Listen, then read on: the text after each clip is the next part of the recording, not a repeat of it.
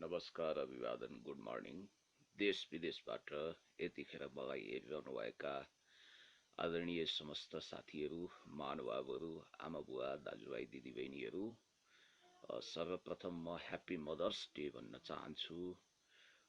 यो आमाको मुख हेर्ने दिन आज आमालाई आफ्नो सबैभन्दा स्तुत्य, आफ्नो जीवनको सबैभन्दा महत्त्वपूर्ण हिस्सा सम्झिएर अभिनन्दन गर्ने, आमालाई श्रद्धा गर्ने दिन। तपाईलाई मैले आमाको विषयमा धेरै कुरा बताइरहनु पर्दैन। आमाको महिमा अपरम्पार, हजार जिब्रा भएका शेष नागले पनि सायद आमाको महिमा गान गर्न सक्दैनन्, वर्णन गर्न सक्दैनन्। आमा नारीहरू मध्ये सबैभन्दा उत्कृष्ट स्वरूप, जननी स्वरूपलाई सबैभन्दा उत्कृष्ट मानिन्छ, सर्वोत्कृष्ट मानिन्छ। आमाको महिमा फेरि पनि म भन्न चाहन्छु अपरम्पार छ। एउटी नारी अनेक, नारी एक रूप हुन्, अनेक भूमिका र चरित्रमा विभाजित छन्। एउटी नारी आमा हुन्छन्, दिदी हुन्छन्, बहिनी हुन्छन्, अनेक ढङ्गको भूमिका उनले निर्वाह गर्नुपर्छ जीवनमा। तर पनि त आमा स्वरूप भनेको सबैभन्दा पूजनीय, ढोगनीय, स्तुत्य, महान छ। आमाको महिमा बारे संसारमा ठुला ठुला ग्रन्थहरू लेखिएका छन्, सिनेमाहरू बनेका छन्। आमाको विषयमा धेरै खोज भएको छ र आमा यो शब्द नै कति महान छ। हिन्दीमा माँ भनिन्छ, अङ्ग्रेजीमा मदर। सायद म्याक्सिम गोर्कीले रसियन क्रान्तिको एउटा महान दस्तावेजको रूपमा आमा उपन्यास लेखिरहँदा आमाको महिमालाई कसरी उहाँले मनमा साचेर राख्नु भएको थियो, यो सबै कुरा त हामीलाई थाहा छैन। तैपनि जोसँग आमाको साथ छ, आमाको काख छ, उहाँहरू धन्य हुनुहुन्छ। हामी जसले असमयमै आफ्नी प्राणभन्दा प्यारी ममतामयी आमा गुमाएका छौँ, वास्तवमै हामी दुखी छौँ। आमाको याद भनेको सबैभन्दा उच्च हिमालको याद गर्नु सरह हो। आमा बितेर जानुभयो, परलोक हुनुभयो, तर पनि आमाको सम्झना हृदयमा सधैँ बाँचिरहन्छ।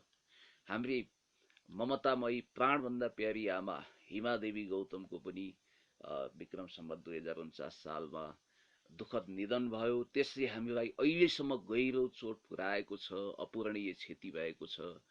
त्यसो त आमाले आफ्नो सन्तानलाई 9 महिनासम्म कोखमा राखेर 52 ठक्कर 53 गुस्सा खाँदै दुनियाँभरिका पीडा र कष्ट सहँदै हामीलाई यो धरतीमा जन्म दिनुहुन्छ।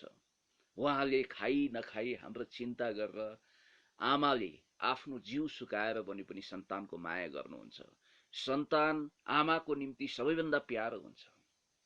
तपाईलाई मैले यति कुरा भनौँ कि हो, एउटी नारी अरू कुरामा दुष्ट हुन सक्छ, तर सन्तानको मामिलामा यसको कुनै जवाफ छैन। वास्तवमै भन्ने हो भने आमाले आफ्नो सन्तानलाई मुटुको टुक्रा, कलेजोको टुक्रा भन्दा पनि लाड प्यारले हुर्काउनुहुन्छ। आफ्नो सन्तान आफूबाट 1 किलोमिटर टाढा भयो भने पनि कोसौं दूर भएको भनेर उहाँले खाना खानुहुन्न, आधा घाँस खानुहुन्छ, जिउ सुकाउनुहुन्छ, निदाउनुहुन्न, त्यति धेरै चिन्ता गर्नुहुन्छ। 10 थारा दुध दिएर हामीलाई हुर्काउनुहुन्छ। त्यसैले त भनिन्छ, अङ्ग्रेजीमा पनि एउटा भनाइ छ, motherland are greater than heaven, अर्थात् आमा र देश स्वर्गभन्दा प्यारो हुन्छ। साँच्चै हो यो कुरा। आमाको तुलना देशसँग गरिएको छ, लडतरो कुरा छैन। त्यसैले आमालाई सम्मान गरौँ, सत्कार गरौँ, आमाको इज्जत गरौँ, कदर गरौँ। तपाईको आमा सही सलामत जीवित हुनुहुन्छ भने आमाको सेवा गर्नुहोस्। चारधाम तीर्थ गए भन्दा पनि बढी पुण्य कमाउनुहुन्छ यदि तपाईँ आध्यात्मिक व्यक्ति हुनुहुन्छ। 1000 गाई दान गर्दा तपाईलाई के धर्म होला र? त्यति धेरै धर्म हुन्छ आमा बुवाको सेवा गर्दा, जसले यो धरतीमा तपाईलाई जन्म दिनुभयो। उहाँको स्वरूपलाई तपाईले स्तुत्य ठान्नुहोस्, पूजनीय ढोगनीय मान्नुहोस्। तपाईले धेरै धर्म कर्म गर्न मन्दिर धाउनु भन्दा पनि आफ्नो आमा बुवालाई खुसी राख्नुहोस्। उहाँको ओठमा हाँसोको गुलाब फक्रियो भने सम्झिनुहोस्, त्यो दिन तपाईको सर्वोत्कृष्ट दिन हो। तपाईको सबैभन्दा ठुलो उपलब्धि त्यही हुनेछ।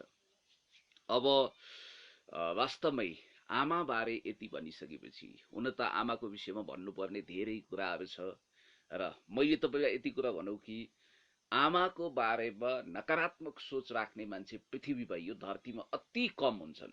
इडिपस कम्प्लेक्सको विषयमा तपाईँले सुन्नुभएको छ, विरूपाक्षको विषयमा पनि तपाईँले सुन्नुभएको छ।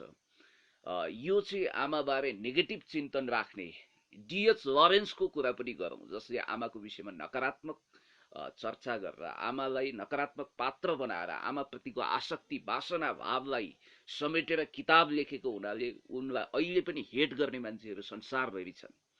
त्यसैले मैले एउटा कुरा भनौँ कि एउटी आमा जसले 10 धारा दूध खुवाएर हामीलाई पाल्छिन्, हुर्काउँछिन्, पढाउँछिन्, बढाउँछिन्, उनको सेवा गरौँ, सत्कार गरौँ। आमा नहुने साथीहरूले पनि आमाको सम्झना गरिराखौँ। आमाको सम्मान सम्झना स्वरूप, आमाको श्रद्धाञ्जली स्वरूप गरिब निमुखाहरूलाई के दान गर्न सकिन्छ, के सेवा गर्न सकिन्छ, त्यो सबै गरौँ, कुनै कसर बाँकी नराखौँ।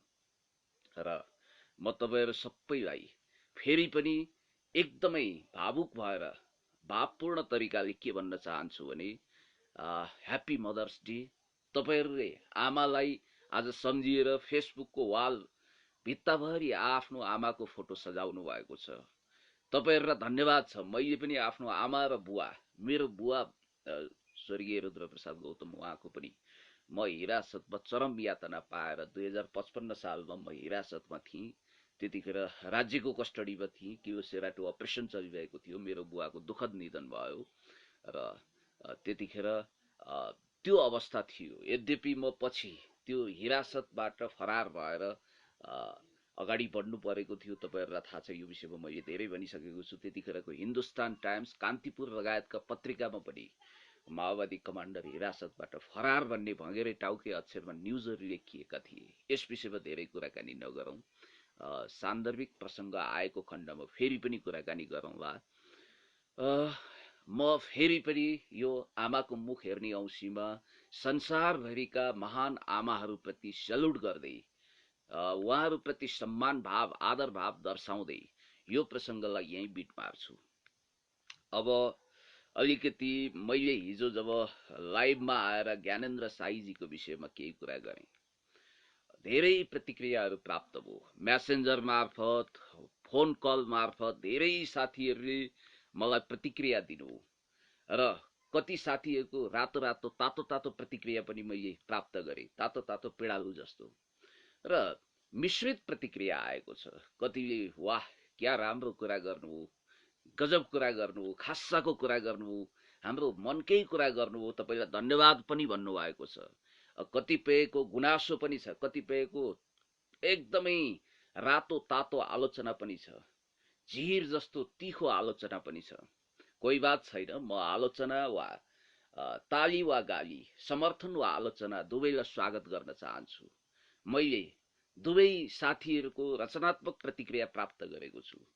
अब यो गाली गलौजको कुरामा चाहिँ म केही भन्न सक्दिनँ, किनभने यो निन्दा शास्त्रमा पिएचडी गरेकाहरूले अरूलाई गाली नगरिकन खाएको नपच्ने साथीहरूको लागि यो गाली गर्नु सायद एउटा आत्मसन्तुष्टिको कुरा होला, लुतो कडाई होला। अरूलाई गाली गर्दा, अरूलाई हिलो छ्याप्दा, अरूमाथि आरोपित गर्दा, अरूको बालको खाल उतार्दा, अरूलाई खोइलाउँदा भुत्लाउँदा उहाँहरूलाई परम आनन्द प्राप्त होला। त्यो गर्दा उहाँहरूलाई सुख प्राप्त हुन्छ भने गरिरहनुहोस्, मेरो भन्नु केही छैन। तर त्यसले हानि नोक्सानी पनि बहुतै गर्छ। तपाईँले कसैलाई एउटा गाली वर्षाउनु भयो भने तपाईँमाथि 1000 गाली आइपुग्न सक्छ। त्यसकारण यो विषयमा सावधान हुनु होला। जहाँसम्म अब तत्तमम गरेर कमेन्ट गर्ने, लेख्ने, अब यो कस्तो संस्कार हो? मलाई त यसले केही फरक पर्दैन, किनभने म अक्सर कमेन्ट पनि पढ्दिनँ र कसैले केही भने पनि त्यसले सायद अब यो संवेदनाको छाला गैँडा जस्तो भएको छ। किनभने जिन्दगीमा ताली र गालीबाट जोसिने, हौसिने वा मरिज जस्तो चाउरिने यो संस्कार न हिजो थियो, न आज छ, न भोलि रहनेछ। त्यसकारणले गर्दाखेरि ठिक छ, अब खुट्टा तान्नेले खुट्टा तान्दै गरे हुन्छ। हामी हाम्रो लक्ष्यमा निरन्तर अगाडि बढ्नेछौँ। जहाँसम्म मलाई लाग्छ, कागले आफ्नो नाम आफै काट्छ भने जस्तो, काग र कोइली छुट्याउने पनि अरू केहीले होइन, आवाजले हो। कोइलीको सुमधुर आवाज हुन्छ, ऊ प्रशंसित छ। कागको कर्कश ध्वनि हुन्छ, कर्कश आवाज हुन्छ, त्यसकारण ऊ आलोचित छ। त्यसकारण साथीहरू, कोइली जस्तो सुमधुर बाणी निकाल्नुहोस्, सत्य बोल्नुहोस्, प्रिय बोल्नुहोस्। सबैभन्दा राम्रो कुरा त्यही हुन्छ। र अरूलाई हिलो छ्यापेर, अरूको बारेमा निन्दा गरेर, अरूलाई अत्यन्तै क्रूर र अमानवीय ढङ्गले आरोपित गरेर केही फाइदा छैन। तपाईले नचिनेको भर्चुअल दुनियाँबाट हेरिराखेको, कसैले भेट्नु पनि भएको छैन, सँगै एक कप चिया पनि खानु भएको छैन, त्यस सम्बन्धी तपाईले भिडियो हेरेको आधारमा धारणा बनाउनु भनेको त्यो बिल्कुल गलत हुन्छ। मान्छेलाई भेट्नुपर्छ, कुरा सुन्नुपर्छ, अथवा समग्र अध्ययन गरेर मात्रै बोल्दाखेरि परिपक्व हुन्छ जस्तो लाग्छ। हुन त यो लोकतान्त्रिक स्वतन्त्रताको कुरा हो, अधिकार उपयोग गर्न पाइन्छ। लोकतन्त्रले मान्छेलाई लक्ष्मण सिंह खड्का जस्तो एकदमै चोक चौतारोमा आवाज बुलन्द गर्ने, जे पाए त्यही बोल्ने, छाडा बोल्ने स्वतन्त्रता पनि दिएको छ। उहिले नानीमैया दाहाल भन्ने एकजना राष्ट्रिय पञ्चायतको चुनाव जितेकी अनौठो खालकी पात्र थिइन्। उनलाई पनि उनी जस्ता पात्रहरू बर्रराउँथे, त्यसरी बर्रराउने स्वतन्त्रता पनि दिएको छ। त्यसकारण लोकतन्त्रको सदुपयोग गर्नुस्। यसले मेगावाट क्षमताको लोकतन्त्रले तपाईलाई इज्जत दिन्छ, यसको दुरुपयोग गर्नुस्, तपाईँ धाराशाही हुनुहुन्छ। या चोर र चौतारो साधुलाई सुलीमा जाग्ने एउटा मत्स्य न्याय पनि चलिरहेको मैले देखेको छु। ल अब ठिकै छ साथीहरू, अब यो बिहान बिहानै चिया पनि पिउनुभयो होला, अब त एकछिनपछि खाना खाने बेला पनि हुन्छ। देश विदेशमा रहनुभएका साथीहरू कस्तो स्थितिमा हुनुहुन्छ, तपाईँको उन्नति प्रगतिको कामना गर्न चाहन्छु। तपाईँको उत्तरोत्तर प्रगति होस्, तपाईँको समृद्धि होस्, तपाईँको जीवनमा सफलता मिलोस्, मेरो चाहना कामना यही छ। जहाँसम्म मेरो अडान छ, मेरो कुरा छ, त्यो केमा आधारित छ भने लोकतान्त्रिक समाजवादमा आधारित छ। म लोकतान्त्रिक समाजवादमा विश्वास गर्छु। विचार अभिव्यक्तिमा स्वतन्त्रता हुन्छ, मान्छेको अभिव्यक्ति स्वतन्त्रता उपयोग गर्न पाउनुपर्छ। जीन ज्याक रुसोले सायद कन्फेसन्स सोशल कन्ट्र्याक्ट लेख्दा त्यतिखेर कल्पना गरेका थिए कि थिएनन्। हाम्रो स्वतन्त्रताको विषयमा उनले धेरै वकालत गरेका थिए, तर स्वतन्त्रताको मतलब यो होइन कि तपाईँ छाडातन्त्रमा रमाउनुहोस्। प्रजातन्त्र माने गालीगलौज तन्त्र हुँदै होइन।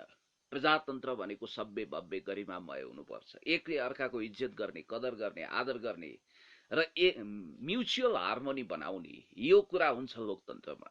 तर लोकतन्त्रको नाउँमा एकदमै असनको छाडा साँडे, डामेर छोडिएको छाडा साँडे जस्तो फुक्का फाल हिँड्ने, कसैलाई पनि समाप्त पार्ने, पेलपाल झेलझाल ठेलठाल गर्ने, यो हुनै सक्दैन।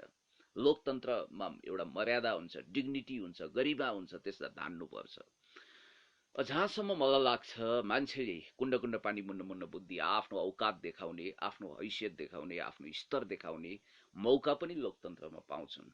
र हामी कहाँ चाहिँ अलि ज्यादा दुरुपयोग भएको अनुभूति भइरहेको छ लोकतन्त्रको। कसैलाई पनि कसैको विषयमा पनि आलोचना गर्दाखेरि तथ्य र प्रमाणभन्दा बाहिर गएर हचुवा तालमा, हावा तालमा एकदम बात बहादुरी गरेर अर्काको बारेमा छाडा कुराहरू, अश्लील कुराहरू समेत पोस्ट गर्ने यो चलन आजकल वात्तै बढेको छ। यसले राम्रो गर्दैन साथीहरू। यसबाट हामी सावधान हुनुपर्छ, सचेत हुनुपर्छ। र मलाई जहाँसम्म लाग्छ, तपाईहरु जसले यो लाइभमा जोडिएर मलाई हौसला दिनुभएको छ, तपाईहरुलाई फेरि पनि म धन्यवाद दिन चाहन्छु। ज्ञानेन्द्र साईजीको विषयमा म स्पष्ट छु। उहाँका विचारसँग म असहमत छु। उहाँका हजारौं अभिव्यक्तिहरू मैले हेरेको छु र ती अभिव्यक्तिसँग मेरा असहमति ज्यूका त्यौं छन्। मैले उहाँसँग सहमत भएर उहाँका कुराहरू मन परेर वाक्यावात भन्दै उहाँलाई फर्क्याउँदै तारिफको पुल बाँधेर यसरी मैले उहाँको बिरुदावली गाएर उहाँलाई तुरन्त रिहाई हुनुपर्छ भन्ने अर्थमा भन्दा पनि एउटा मानिस जसले आफ्नो अभिव्यक्ति प्रकट गरेको छ, यो लोकतन्त्र हो। हामी असहमति भित्र पनि, विमति भित्र पनि सहमति खोज्नुपर्छ भन्ने मान्यता राख्छौं। लोकतन्त्रमा विचार अभिव्यक्तिमा स्वतन्त्रता, काम कारबाहीमा एकरूपता हुनुपर्छ भन्ने समाजवादी मान्यता राख्न हामीले पाउनुपर्छ। सयौं फूलहरू फुल्न दिनुपर्छ। उहाँले त्यस्तो के नै अपराध गर्नुभएको थियो र? वास्तवमा चामल बाँड्नु अथवा यो लकडाउनको बेलामा मजदुरहरूलाई अलिकति अहिले रोग भन्दा पनि भोगबाट आक्रान्त भएका मानिसहरूलाई खाद्य सामग्री वितरण गर्नुलाई म कुनै दोष देख्दिन। त्यसमा कुनै गल्ती त्रुटि म देख्दिन। कुरा यति हो कि लकडाउनको नियम पालना गर्नु पर्थ्यो। स्थानीय निकायसँग मिलेर, प्रशासनसँग कोअर्डिनेसन गरेर उहाँले राहत बाँडेको भए धेरै राम्रो हुन्थ्यो। यो कुरा ठिक छ, त्यो जायज कुरालाई जायज भन्नुपर्छ। र उहाँको भाषा, उहाँको प्रस्तुति, उहाँको अभिव्यक्ति अलि एक्सट्रिम टाइपको, अलि एकदमै गाली गलौजले भरिएको हुन्छ भन्ने कुराको गुनासो यत्र तत्र सर्वत्र सुनिन्छ। अब बोलीले मान्छेलाई कुटाई वा मिठाई खुवाउँछ। र मैले तपाईँलाई यति भनौँ कि म पनि एकदम श्रुति माधुर्य बाणीको धनी होइन। ममा पनि कोकिल कण्ठ छैन। नानीदेखि लागेको बानी हुन्छ मान्छेको। कसैलाई मन नपर्न सक्छ। तित्राको मुखै बैरी भने जस्तो हामीले कहिलेकाहीँ मुख तितो पनि बनाउन सक्छौँ। तर नियत पवित्र हुनुपर्छ। मैले बारम्बार भन्ने गरेको छु, मन चङ्गा त कचौरामा गङ्गा।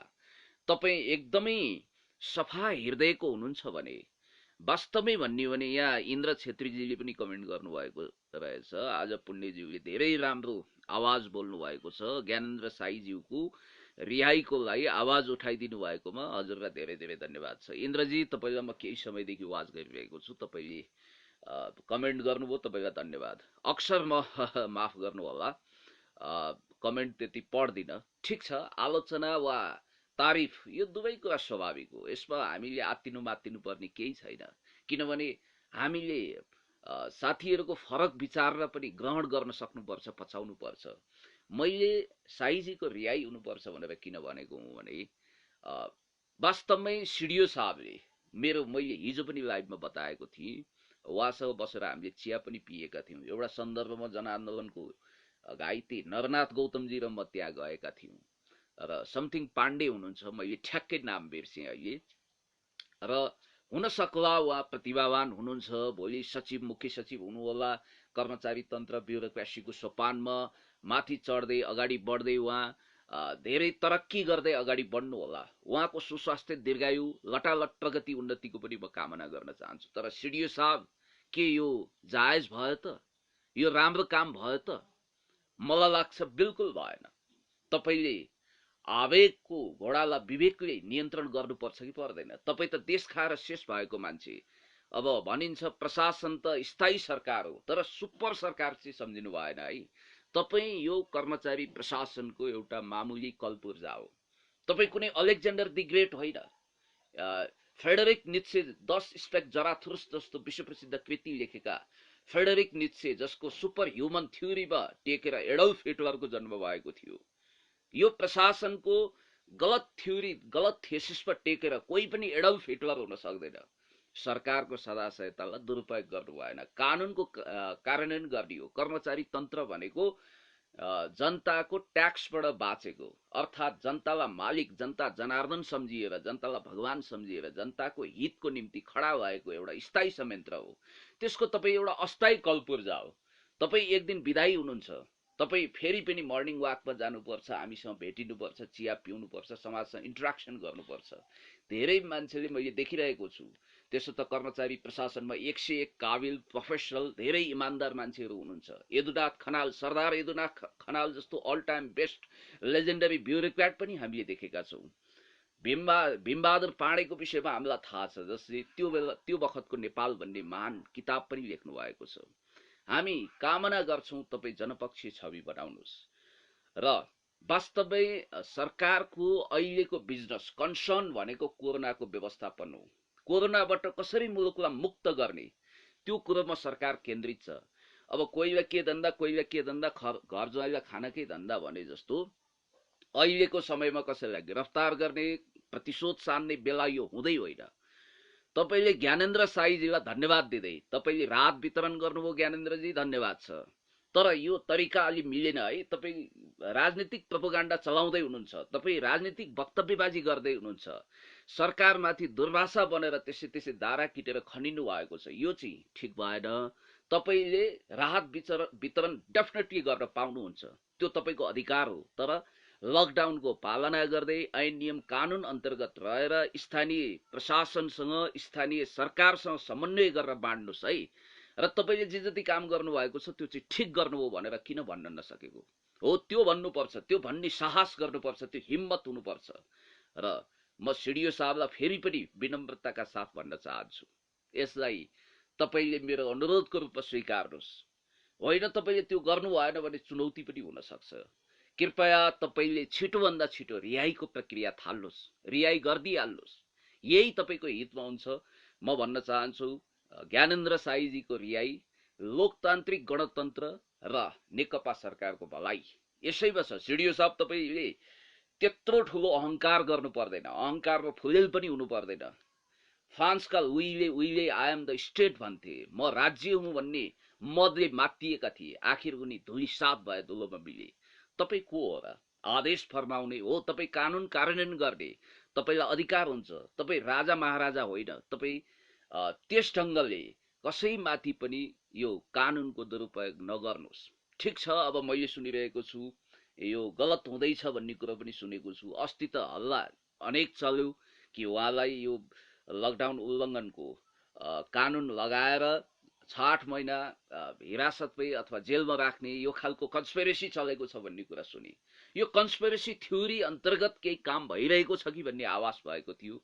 तर हामीले हिजो धेरै पहल गऱ्यौँ, मैले पनि व्यक्तिगत रूपमा पहल गरेँ।